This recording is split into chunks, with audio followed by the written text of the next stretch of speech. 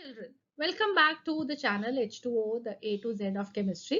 हम पढ़ रहे हैं CBSE क्लास 9 साइंस का chapter is matter around us pure और उसमें आज होगा लेक्चर नंबर 5 जिसमें हम अपने मिक्सचर्स के डिस्कशन को कंटिन्यू करेंगे। हमने पिछले लेक्चर में सॉल्यूशन, सस्पेंशन और सॉल्वॉइड में क्या डिफरेंस होता है उसे अंडरस्टैंड किया था, राइट। तो अब बारी है एक डिटेल्ड डिस्कशन की इन तीनों के ऊपर और आज उस डिटेल्ड डिस्कशन में पहला नंबर है सॉल्यूशंस का।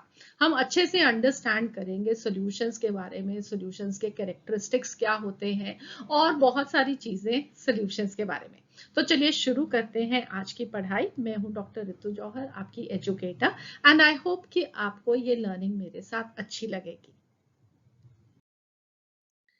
हमने पिछले लेक्चर में ये अंडरस्टैंड किया था कि हम मिक्सचर्स को क्लासिफाई कर सकते हैं into solution, suspensions and colloids. Solutions को हमने अंडरस्टैंड किया था with the example of the copper sulphate solution. Suspension को हमने अंडरस्टैंड किया था with the suspension of the mustard oil in water, या पिछले लेक्चर में हमने एग्जांपल लिया था सैंड एंड वाटर। तो सैंड एंड वाटर भी क्या फॉर्म करते हैं, सस्पेंशन। और कोलॉइड का example we have milk to be the most beautiful example of a colloid, जो हमें दिखता है कि बिल्कुल एक यूनिफॉर्म मिक्सचर है बट एक्चुअली में वो सोल्यूशन ना होकर एक कोलॉइड है। तो इसे हमने पिछले लेक्चर में थोड़ा सा अंडरस्टैंड किया था। तो आज का फोकस किस पे रहेगा, सॉल्यूशंस पे। पिछले लेक्चर में हमने अंडरस्टैंड किया था सॉल्यूशंस के केस को, एग्जांपल लेके कॉपर सल्फेट का, जिसमें हमने 50 ml वाटर के अंदर कॉपर सल्फेट को डाला, ठीक है, और हमें मिला एक uniformly intense blue coloured solution of copper sulphate, जिसे हमने कहा एक होमोजेनस मिक्सचर। और जब भी एक होमोजेनस मिक्सचर फॉर्म होता है हम उसे बोलते हैं एक ट्रू सॉल्यूशन, ठीक है। और फिर हमने क्या किया था, इस ट्रू सॉल्यूशन में से लाइट को पास करके भी देखा, तो हमें पता लगा कि जो path of the beam of light है that is not visible in the copper sulphate solution and the beam of light is going to pass through the copper sulphate solution and be visible on the other side, ठीक है। So beam को direct किया through the copper sulphate solution, उसके बाद path of the beam visible नहीं हुई मगर उसके बाहर हमें वो दिखाई दी। उससे हमें अंडरस्टैंडिंग मिली कि जो मिक्सचर के पार्टिकल्स होते हैं सॉल्यूशन के केस में they do not interfere with the passage of light, ठीक है। तो ये अंडरस्टैंडिंग के साथ हम आगे आज की पढ़ाई को शुरू कर रहे हैं। सबसे पहले हम सॉल्यूशन को कैसे डिफाइन करते हैं। Solution is defined as a homogeneous mixture of two or more substances. और एक सॉल्यूशन के कैरेक्टरिस्टिक फीचर्स क्या होते हैं। सबसे पहले इंपॉर्टेंट चीज जो है सॉल्यूशन के लिए दैट इज कि उनकी हमेशा सॉल्यूशन के अंदर एक सेम कॉम्पोजिशन होगी, ठीक है। तो सॉल्यूशन एक मिक्सचर होता है और एक ऐसा मिक्सचर होता है जिसमें सारे components through out uniformly mix हो जाते हैं और through out the mixture same composition हमें मिलेगी, ठीक है।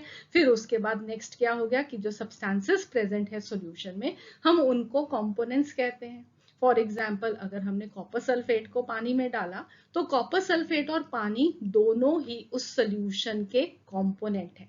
कौन सी सॉल्यूशन के, कॉपर सल्फेट सॉल्यूशन के। सिमिलरली अगर हमने शुगर सॉल्यूशन ले ली तो शुगर डाली थी और वाटर डाला था, दोनों ही क्या होंगे, components of the sugar solution. अब ये जो कंपोनेंट्स होते हैं they can exist in different physical states. For example water liquid है और कॉपर सल्फेट ले या शुगर ले, दोनों क्या है, सॉलिड्स हैं। तो जो कंपोनेंट्स है वो डिफरेंट फिजिकल स्टेट में हो सकते हैं, कोई गैस, लिक्विड, सॉलिड, कुछ भी हो सकता है। और अभी हम उसके बारे में एक डिटेल्ड अंडरस्टैंडिंग भी डेवलप करेंगे, एग्जाम्पल्स भी देखेंगे हर टाइप ऑफ सोल्यूशन का। So the solutions they can be basically classified on the basis of the physical state of the particles in the solutions. हम solution को कैसे define करेंगे, solution को हम define करेंगे to be a homogeneous mixture of two or more substances where the substances they can exist in the gaseous, the liquid or the solid state. तो हम इसको understand करते हैं with the help of a few examples. सबसे पहले gas in gas, ठीक है। एक गैस जब दूसरी गैस में मिक्स होती है तो हमेशा याद रखना कि वो एक सोल्यूशन फॉर्म करती है, वो एक होमोजेनस मिक्सचर को फॉर्म करती है, ठीक है, दो गैसेस हमेशा एक दूसरे से बहुत अच्छी तरह से डिफ्यूज हो जाते हैं और एक यूनिफॉर्म मिक्सचर को फॉर्म करते हैं. So we can say that air which is a mixture of gases like nitrogen, oxygen, carbon dioxide is a solution of several gases. तो हमेशा हम कहते हैं it is a mixture of gases, but अब आप understand करते हो it is a homogeneous mixture of gases, it is a solution of several gases. Next example we have is of liquid in gas. तो liquid in gas जैसे कि damp air या moisture in air, water present in air, this is going to be a mixture of liquid in gas, a homogeneous mixture, a solution of liquid in a gas. Next we have is the example of solid in gas to be camphor in air. उसके बाद हमारा अगला example कि जब हमारे पास एक gas का mixture हो लिक्विड के साथ, फॉर एग्जांपल कार्बन डाइऑक्साइड को जब हम कार्बोनेटेड वाटर में डालते हैं तो कार्बोनेटेड बीवरेजेस जैसे कि सोडा वाटर को फॉर्म करते हैं, कोल्ड ड्रिंक्स को फॉर्म करते हैं. So that is the mixture of a gas in a liquid. Then we have a liquid in a liquid, for example ethyl alcohol को water में डाल दो तो this is going to be a liquid in liquid solution. Then we have vinegar in water, किसी भी proportion में इनको हम डाल सकते हैं और ये हमेशा यूनिफॉर्म कॉम्पोजिशन फॉर्म करेंगे. ठीक है, फिर उसके बाद एग्जांपल आ गया सॉलिड इन अ लिक्विड, जैसे कि सी वाटर है, नमक डाला पानी में या चीनी डाला पानी में तो that is a solid in liquid. Copper sulphate भी अभी हमने पढ़ लिया, कॉपर सल्फेट को हमने पानी में डाला तो that is also a solution. फिर उसके बाद we have a gas in a solid, for example hydrogen trapped in palladium metal. तो पैलेडियम मेटल की सरफेस के ऊपर स्पेसेस प्रेजेंट होती हैं जिसके अंदर वो हाइड्रोजन को ट्रैप कर सकते हैं. ठीक है, सो गैस आ गया कहां पे, यूनिफॉर्मली उसकी जो स्पेसेस थी उसके अंदर गैस इन ट्रैप होगी सॉलिड के अंदर. So this is also going to be a solution. Next we have is liquid in a solid, for example we have benzene in rubber and then we have solid in a solid, copper in gold. Okay, so इनको one by one थोड़ा सा और detail में understand करते हैं जहां जहां पे कुछ चीजें और भी ज्यादा इंपॉर्टेंट है. सबसे पहले अंडरस्टैंड करते हैं लिक्विड इन लिक्विड सॉल्यूशन के बारे में. अब एक लिक्विड जब दूसरे लिक्विड में हम डिसॉल्व करें और वो दोनों लिक्विड्स एक दूसरे में मिक्सेबल हो, दोनों एक दूसरे में मिक्स हो सकते हो, तो वेल उसे हम क्या बोलेंगे, liquid in liquid solution. For example vinegar. Vinegar क्या होता है, this is a solution of acetic acid in water. ठीक है, तो हम एसिटिक एसिड की किसी भी प्रोपोर्शन को वाटर में मिक्स कर सकते हैं, that is going to be mixable. दोनों ही लिक्विड है, so this will be an example of a liquid in liquid solution. Similarly ethanol in water, किसी भी प्रोपोर्शन में आप इथानोल को वाटर में मिक्स कर सकते हैं, दोनों आपस में कंप्लीटली मिक्सेबल हैं और ये फॉर्म करेंगे एक सॉल्यूशन या आप कह सकते हो एक होमोजेनस मिक्सचर. सो लिक्विड जो छोटी अमाउंट में प्रेजेंट होगा, the liquid which is present in small amount, that is what will be called as the solute, whereas the other liquid which is present in the large amount is called as the solvent. ठीक है, तो जो liquid थोड़े amount में present है वो solute है, जो ज्यादा अमाउंट में प्रेजेंट है हम उसको सॉल्वेंट बोलेंगे. नेक्स्ट एग्जाम्पल हम ले लेते हैं एक गैस इन लिक्विड सॉल्यूशन का. तो जब हम गैस को लिक्विड में डिसॉल्व करते हैं तब हम उसको गैस इन लिक्विड सॉल्यूशन बोलते हैं. For example soda water, carbon dioxide को जब हम पानी में डिसॉल्व करेंगे, well that is going to be called as a gas in liquid solution. So soda water is a solution of carbon dioxide and water. Soda water has uniform composition throughout as carbon dioxide gets evenly distributed in water. ठीक है, तो I hope अब आप लोगों को concept भी समझ में आ रहा है और कैसे हम सॉल्यूशंस के डिफरेंट टाइप्स को भी डिस्क्राइब कर रहे हैं based upon the physical classification of the solute and the solvent. I hope वो आप लोगों को क्लियर है.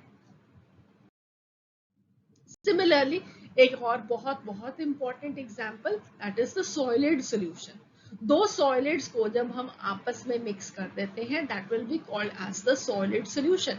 और सॉलिड सॉल्यूशन का एग्जांपल क्या है, the alloys. So alloys they are the solution of two or more than two solid metals. तो अलॉयज के अंदर भी एक variable amount of metals present होगी. फॉर एग्जाम्पल जैसे कि ब्रास है तो ब्रास बनता है मिक्स करने से जिंक और कॉपर को.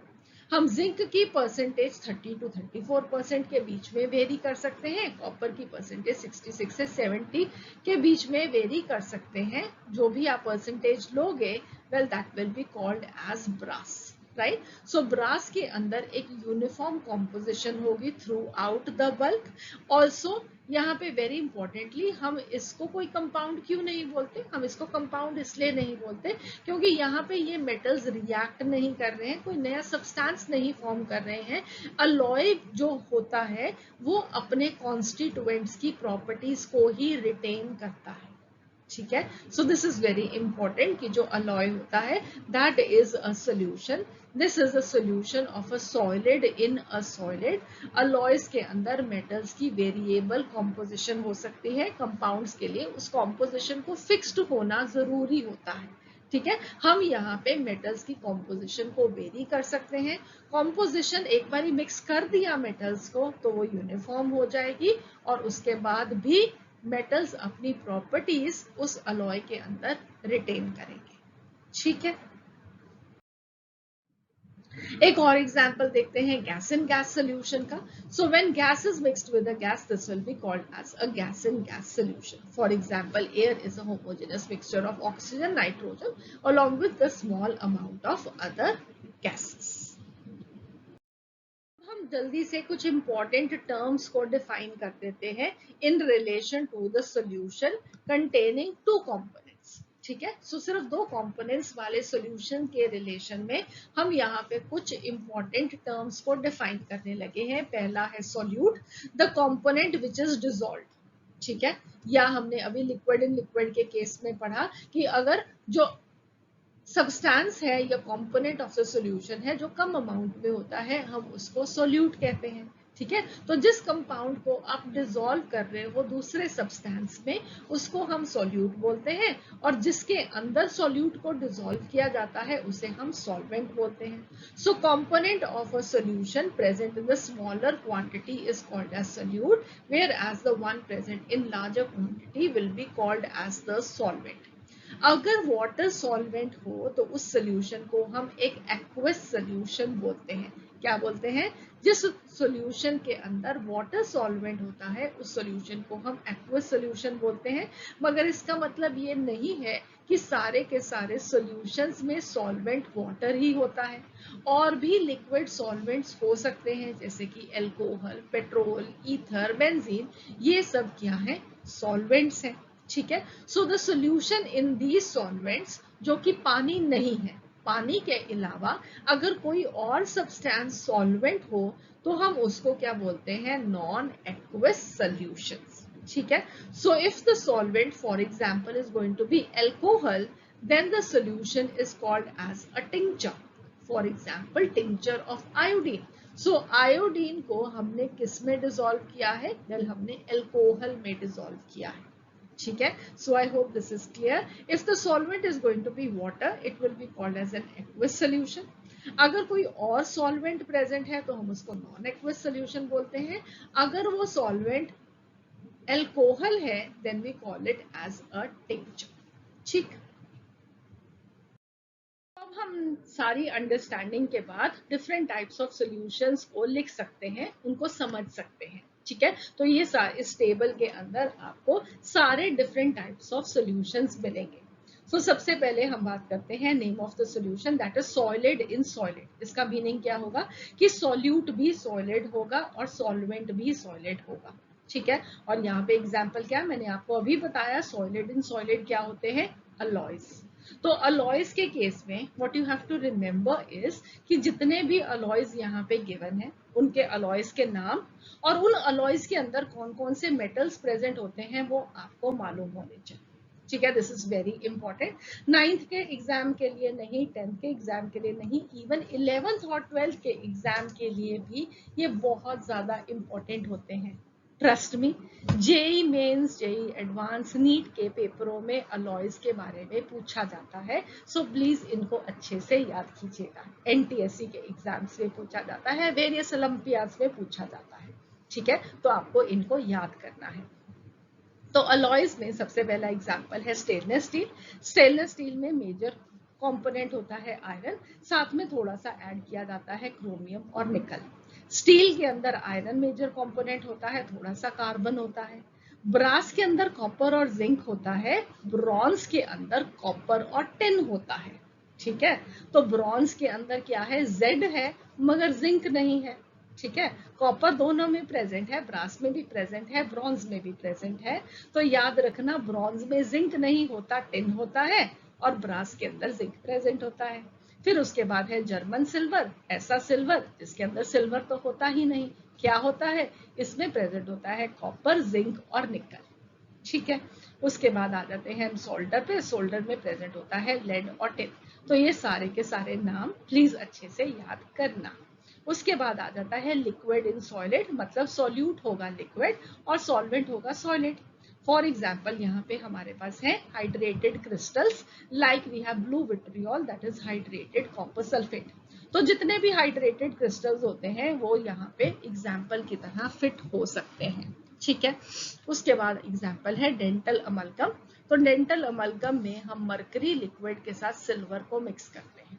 ओके, सो मरकरी एक लिक्विड है और सिल्वर एक सॉलिड है। तो यहाँ पे फिर अगेन इनका एक होमोजेनस मिक्सचर फॉर्म होता है जब हम इनको मिक्स करते हैं, और उसको हम क्या बोलेंगे, लिक्विड इन सॉलिड सोल्यूशन। फिर आ जाता है गैस इन सॉलिड। तो गैस होगा एक सॉल्यूट, सॉलिड होगा एक solvent. For example we have the gases absorbed over the surface of metals. तो मेटल्स के सरफेस के ऊपर बहुत सारी गैसेस होती हैं जो एब्जॉर्ब हो सकती हैं। इसके बारे में हम डिटेल्ड अंडरस्टैंडिंग अपनी सीनियर क्लासेस में डेवलप करेंगे। अभी के लिए आप इतना ही याद रख सकते हो। और अगर थोड़ा सा आइडिया आपको दूं तो वेल उसका एग्जाम्पल क्या होगा कि अगर आप एक चौक ले लें, ठीक है, आप इस चौक को इंक के अंदर डिप कीजिए। ठीक है, डिप करके बस इसको बाहर निकाल लीजिए। तो आप क्या देखोगे कि जो चौक की सरफेस है वो तो ब्लू ब्लू कलर की हो जाएगी, मगर इस चौक को अंदर से तोड़ोगे तो वो अंदर से वाइट होगा। ठीक है, मगर एक बात और, अगर आप इस चौक को थोड़ी देर इस इंक के अंदर पड़े रहने दोगे तो सारे का सारा चौक क्या हो जाएगा, ब्लू कलर का हो जाएगा। ठीक है, ये ब्लू कलर का हो जाएगा, इसमें पहले बाहर ब्लू था और अंदर की तरफ व्हाइट था। तो ये जो बाहर की तरफ ब्लू हुआ ना, उसमें यहाँ पे क्या हुआ, ये इसकी सरफेस पे एडजॉर्ब हो गया, अंदर तक नहीं गया, बस सिर्फ सरफेस सरफेस पे रहा। और इस केस में ये अंदर तक चला गया तो इसको हम बोलते हैं एब्जॉर्ब होना, एब्जॉर्ब। और यहाँ पे क्या है, एडजॉर्ब। सिर्फ सरफेस सरफेस के ऊपर अगर किसी चीज को कोई अपने अपने पोर्स के अंदर एक्सेप्ट कर लेता है तो वेल हम उसको क्या बोलेंगे, एड्सॉर्प्शन। ठीक है, तो आई होप थोड़ा थोड़ा आपको आइडिया हुआ। बाकी हम डिटेल्स को जैसे जैसे हमारी पढ़ाई बढ़ती रहेगी वैसे वैसे पढ़ाई बढ़ाते रहेंगे, चीजों को अच्छे से समझते रहेंगे। फिर अब हमारे पास अगला एग्जाम्पल क्या है, वेल उससे पहले ये हमारे पास क्या हो गए, ये सारे ये सब सॉलिड सॉल्यूशंस हैं, क्योंकि इन सब के अंदर एग्जाम्पल क्या है, सॉल्वेंट क्या है, एक सॉलिड है।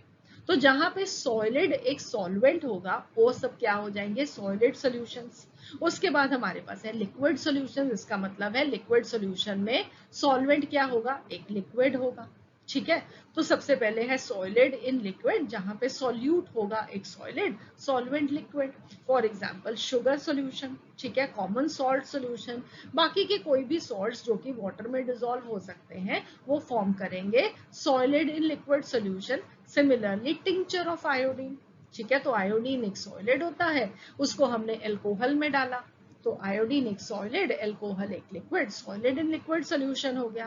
फिर उसके बाद एग्जांपल आ गया लिक्विड इन लिक्विड। अभी हमने पढ़े थे कि एसीटोन और वाटर को मिक्स कर सकते हैं, एल्कोहल और वाटर को मिक्स कर सकते हैं, acetic acid in water that is vinegar, all of these they are examples of liquid in liquid solutions।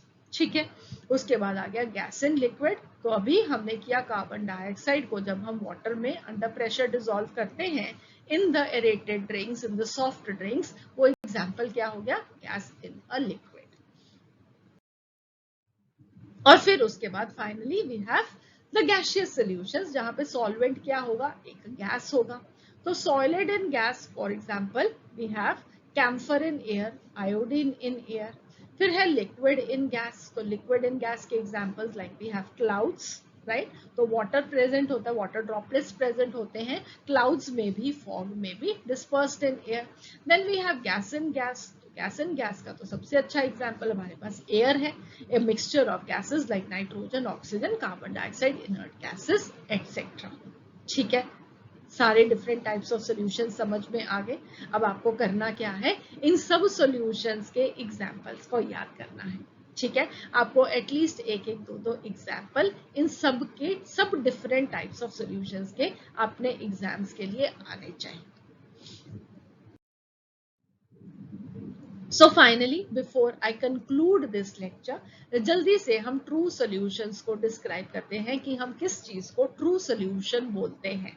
ठीक है, तो वो सॉल्यूशन जिसके अंदर सोल्यूट पार्टिकल का size 10 to the power -9 metre या 1 नैनोमीटर या उससे कम होता है, उसको हम क्या बोलते हैं, एक ट्रू सॉल्यूशन बोलते हैं। ट्रू सॉल्यूशन के अंदर सेम कॉम्पोजिशन होती है throughout the mixture to such an extent that the particles of a solute they can not be made out from those of the solvent even through a microscope, right. और इनके true solutions के characteristics क्या होते हैं, सबसे पहला these are homogeneous solutions. ठीक है, उसके बाद the solute particles they are very small so they can not be seen with the naked eye. 1 nanometre या 1 नैनोमीटर से कम का साइज रखने वाले पार्टिकल्स। ये जो ट्रू सॉल्यूशंस होते हैं they are always clear and transparent. Coloured हो सकते हैं, कलरलेस हो सकते हैं, but they are always clear and transparent. They do not scatter light because the particles they are too small to do that. उसके बाद आ गया the components they cannot be separated by filtration. The solute particles do not settle down when the solution is left undisturbed for some time. ठीक है, so I hope ये सारे points अब आप लोगों को इस lecture के बाद clear हैं। So that would be all for this lecture. I hope आप लोगों को ये lecture अच्छा लगा। आप लोगों की अंडरस्टैंडिंग अब सॉल्यूशंस के बारे में बहुत अच्छी हो चुकी है और अगली बारी हम फिर मिलेंगे और अगले लेक्चर में हम डिस्कस करने वाले हैं द कंसंट्रेशन ऑफ सॉल्यूशंस। ठीक है, तो सॉल्यूशन के अंदर 1 चम्मच चीनी का डाला या 10 चम्मच चीनी के डाले, हम उसको केमिस्ट्री टर्म्स में कैसे एक्सप्रेस करते हैं, किसकी कंसंट्रेशन कैसी होगी, कम होगी, ज्यादा होगी, उसको हम केमिस्ट्री में क्या वर्ड्स के साथ डिफाइन करते हैं, हम कंसंट्रेशन ऑफ सॉल्यूशंस को कैसे कैलकुलेट करते हैं, कैसे एक्सप्रेस करते हैं, बहुत सारा कुछ अभी पढ़ना हमारा बाकी है। तो अगली बारी हम फिर से मिलेंगे अगले नए लेक्चर के साथ, एक नई अंडरस्टैंडिंग के साथ। तब तक के लिए अगर आपने अभी तक हमारे चैनल को सब्सक्राइब नहीं किया तो प्लीज डू दैट और बेल आइकन पे भी क्लिक कर दीजिए सो दैट आपको नोटिफिकेशन मिलता रहे जब भी हम आपके लिए नया लेक्चर अपलोड करें। ठीक है, और अगर अभी तक आपको ने हमारे लेक्चर्स को लाइक करना नहीं शुरू किया, आपको अच्छे लग रहे हैं, तो प्लीज लाइक भी कर दीजिए, थोड़ा सा मोटिवेशन हमें भी मिलेगा और काम करने के लिए। तो चलिए मिलते हैं अगली बारी। Ritu Johar again from the channel H2O Chemistry will be coming up next time. Bye bye.